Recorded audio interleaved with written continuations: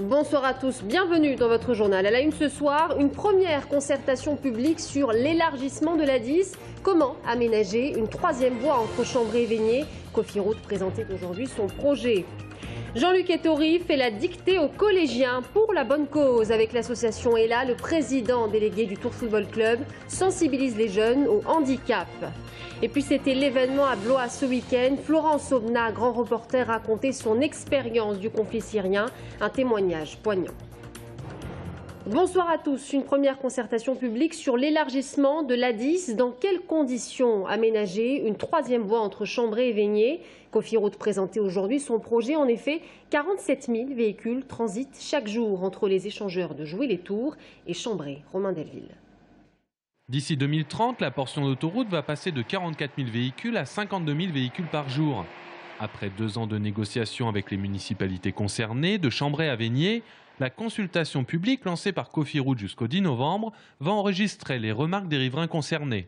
Comment on va la construire, sachant qu'on est sur une autoroute qui n'a pas été conçue élargissable au départ. Alors ça pose des questions techniques. Comment on fait? Et puis comment on mène des travaux dans une section qui est pour partie dans une zone urbaine. Donc comment on le mène au mieux? Le passage de 2 fois 2 voies à 2 fois 3 voies sur 6 km assurera certes une meilleure fluidité sur cette portion d'autoroute et aura des conséquences sur l'environnement des riverains. À Chambray, par exemple, le maire était contre l'élargissement. Désormais, il est pour. Cofiroute a maintenant une seule raison pour son projet, c'est des raisons de sécurité. C'est-à-dire élargir l'autoroute pour l'accès des pompiers, pour l'accès des services d'urgence lors des pics d'affluence, notamment pendant les départs en vacances. C'est une chose que nous pouvons parfaitement comprendre. À Végnier, la commune est déjà touchée par des grands travaux de communication avec la LGV. La volonté de la mairie, c'est d'éviter le trop-plein de bruit en particulier. Ce qu'il faudra voir maintenant, c'est dans le concret comment ça se passe. Si effectivement nous pouvons obtenir, et notamment pour la protection des populations, obtenir des protections suffisantes pour qu'il n'y ait pas de conséquences directes et immédiates sur la population. Tant en ce qui concerne la période des travaux que la période postérieure aux travaux. Les avis et les remarques sont à déposer dans les mairies de Chambray, Joué, Saint-Avertin, Tours et Végnier jusqu'au 10 novembre. L'heure est pour l'instant à la consultation publique, première phase de concertation facultative. Suivra une enquête publique d'ici septembre 2014. À Chissé, dans le Loir-et-Cher, une collision fatale fait un mort et un blessé transportés à l'hôpital de Blois. L'accident s'est produit sur la route d'Amboise ce matin. L'un des 2 conducteurs aurait perdu le contrôle de son véhicule. Conseil municipal extraordinaire ce soir à Parcé-Mêlé à la demande du préfet d'Indre-et-Loire. Cela fait suite au bras de fer qui oppose le maire Jacky Soulis à plusieurs de ses adjoints. L'objet du litige, un terrain. Ce soir, il sera question d'annuler la délibération votée le mois dernier par le conseil municipal à la demande des 3 élus opposants pour limiter les pouvoirs du maire. Une délibération que le préfet a jugée illégale. Jacky Soulis parle, lui, d'un complot politique à 6 mois des élections municipales. Il sera l'invité de la rédaction demain soir. Et puis à Chinon aussi, les municipales réveillent les querelles. Cette fois-ci, elle oppose le maire socialiste Jean-Pierre Duvergne à son adjoint du même camp, Bernard Sicot. Ce dernier vient de se voir retirer ses délégations et donc son indemnité. Une raison, il aurait émis des critiques publiques sur le choix du maire. Bernard Sicot qui, je vous le rappelle, a l'intention de se présenter le 23 mars prochain. Jean-Pierre Duvergne qui n'entend pas laisser son fauteuil. Il a obtenu l'investiture du Parti socialiste. 3 ans après sa fermeture, le bateau ivre ouvrait exceptionnellement ses portes ce week-end. Le collectif Eau et du bateau se bat pour donner un nouveau souffle à la salle de spectacle. Une quinzaine d'artistes plasticiens a participé à l'événement. Il faut dire que pour le moment, aucun accord n'a pu être trouvé avec la mairie sur les conditions d'une reprise. Anaïs Michaud. 15 plasticiens pour décorer la façade du bateau, des groupes de musique qui s'enchaînent, des comédiens qui animent le tout. Le collectif Eau et du bateau a mis ce week-end les petits plats dans les grands. Le but, je crois, c'est de montrer notre pertinence et nos savoir-faire, de manière à ce qu'on nous fasse confiance maintenant pour que nous puissions rentrer dans ce bateau. Problème, il n'y a pas encore d'accord entre la Sémivite, propriétaire des murs, et Eau et du bateau. Le collectif a demandé à la mairie de jouer les médiateurs dans ce dossier pour se voir proposer un loyer symbolique à 1 000 € par mois. On défend un spectacle à pas plus de 12 € la place. Donc c'est une volonté que de rester avec du spectacle qui soit accessible, du spectacle vivant qui soit accessible aux gens. Nous, les spectacles qu'on veut jouer ici, c'est pour 300 personnes. Mais ces spectacles, c'est hyper important parce que ça permet aux gens d'aller au spectacle. Et le public présent n'a pas bravé le froid par hasard. C'est symbolique pour soutenir le bateau ivre. Ça change un peu comme manifestation, c'est un peu alternatif comparé à ce qu'on voit d'habitude et c'est sympa du coup. C'est un bel espace, il est bien fait, on peut y mettre une petite foule, ce qui est toujours convivial, ça permet de faire des beaux concerts, des belles soirées. Moi, je préfère ce genre de jauge que les énormes jauges de 2000, 3000 personnes. Et puis en même temps, il y a un peu d'ampleur parce que c'est pas un café-concert. Quid de l'avenir du bateau ivre? Ce week-end en tout cas, tous s'affichaient avec des casques de chantier en espérant que cela puisse être prémonitoire. Un lieu d'expérimentation pour tous les artistes sans exception. Le Point Haut verra bientôt le jour à Saint-Pierre-des-Corps. Ce matin, la sénatrice maire Marie-France Beaufils et le maire de Tours, Jean Germain, visitaient le chantier. Un lieu de création que l'on connaît bien puisque la compagnie Off et le pôle des arts urbains l'ont occupé. Coût du projet 4,4 millions d'euros, cofinancé par Tours Plus et la région Centre. On écoute la sénatrice maire de Saint-Pierre-des-Corps et l'architecte Patrick Bouchin. Le bâtiment dans lequel ils sont installés depuis de nombreuses années était un ancien bâtiment industriel, mais qui ne répondait plus aux besoins et plus surtout aux normes dans lesquelles on peut fonctionner aujourd'hui. Donc on a à la fois une construction neuve, mais on a aussi une réhabilitation de l'ancien.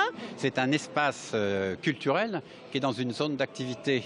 Et donc c'est un lieu de travail qui est transformé donc en lieu de culture, ce qui démontre que la culture c'est du travail et que dans les zones d'activité on pourrait y mettre donc des équipements culturels. Jean-Luc Ettori fait la dictée aux collégiens pour la bonne cause. Ce matin, le président délégué du Tours FC dictait un texte à une trentaine de collégiens de Notre-Dame-la-Riche, une opération de l'association ELA pour lutter contre les leucodystrophies. L'objectif étant de sensibiliser les élèves au handicap. Brian Bock. En plus, elle n'a pas du tout l'air malade, virgule, j'ai dit, point. Jean-Luc Ettori, ancien joueur de foot et président délégué du Tours Football Club, en professeur de français. Invité par l'association ELA, il a fait ce matin la dictée à une trentaine d'élèves du collège Notre-Dame-la-Riche. J'en ai fait beaucoup, mais de l'autre côté, donc avec une feuille blanche et un stylo. Donc je conçois que c'est un exercice un peu compliqué déjà pour la dicter, pour l'écrire et pour la dire. Mais bon, j'ai passé un bon petit moment, c'est sympa. Intitulé « Changer le monde », l'objectif de cette dictée est de sensibiliser les élèves à la maladie et au handicap. L'association ELA lutte contre la leucodystrophie, une maladie génétique qui touche le système nerveux, principalement des enfants. La dictée permet d'évoquer le sujet de la différence, de la maladie, de l'handicap. On n'est pas dans le but d'une dictée corrigée et notée, c'est vraiment la solidarité à l'écrit. L'association ELA est connue grâce à son parrain, Zinedine Zidane, mais elle est aussi soutenue par d'autres professionnels du foot. Brice Maubleu, le gardien du TFC, a donc accompagné Jean-Luc Ettori. Il faut donner l'exemple, je pense, parce qu'on est plus médiatisé que certaines personnes. Paris gagné, les élèves ont adhéré unanimement à cette action. C'est bien aussi de soutenir les enfants qui ont des problèmes parce que nous on a de la chance par rapport à eux. Il y a des enfants qui ne marchent pas, qui sont malades et j'aime bien les soutenir pour qu'ils ne se sentent pas seuls. Il y a des handicapés qui sont malheureux et c'est un beau geste de faire une dictée pour eux. Dictée terminée, les élèves ont eu droit à une petite séance de dédicace. Grâce à des dons de parents d'élèves, un chèque de 661 € a été offert à l'association ELA. La guerre, le thème des rendez-vous de l'histoire, au cœur de l'actualité, la Syrie. C'était l'événement à Blois ce week-end. Un témoignage a captivé l'auditoire, celui de Florence Aubenas, grand reporter. La journaliste a raconté son expérience du conflit syrien. Un témoignage poignant. Agnès Michaud. Bonjour, donc moi je suis grand reporter et c'est vrai que je place le mot dès que je peux parce que j'en suis très fière. Donc voilà, je vais vous raconter la Syrie et c'est vrai que moi je conçois mon métier comme une manière, chaque fois que je vais quelque part, de vous amener, vous tous ici, avec moi dans mes bagages. Donc voilà, c'est ce que je vais essayer de faire maintenant, de vous amener avec moi en Syrie, tel que je l'ai vécu à ces deux périodes données. Un voyage de 2 heures en immersion dans le conflit syrien. Une table ronde largement plébiscitée, si bien que des spectateurs se sont même vus refuser l'entrée, faute de place. Mais pour les plus chanceux, la magie opère. Florence Obna parvient à les transporter à 4000 km de Blois pour entreapercevoir à travers sa propre expérience la complexité de cette guerre. Si au départ le conflit opposait une population rebelle à un dictateur qu'elle souhaitait renverser, on est bien loin aujourd'hui de ce simple schéma révolutionnaire. Finalement, on ne peut plus simplement voir deux adversaires. Les choses se sont compliquées, les protagonistes se sont multipliés. Aujourd'hui, l'exemple très simple, c'est qu'on a 4 confrères enlevés en Syrie. On ne sait même plus par qui. C'est-à-dire que dans cette zone libre qui était avant celle de villageois qui ont pris les armes, aujourd'hui on ne sait plus qui est un groupe mafieux, qui est un groupe de l'armée syrienne libre, qui est un groupe djihadiste et qui est un groupe infiltré par le régime. Une complexification qui explique en partie le désintérêt des Français pour ce qu'il se passe là-bas. Vous vous sentez concerné par ce qui se passe en Syrie ? Un petit peu, pas entièrement. Trop difficile à comprendre. Je me sens peu concerné. Assez de violence. Journalistes et géopoliticiens parviennent à la fin de la table ronde à la même conclusion. Ce conflit qui s'insérait à l'origine dans la lignée du printemps arabe a pris aujourd'hui une toute autre dimension pour se transformer en guerre qui semble bien loin d'être terminée.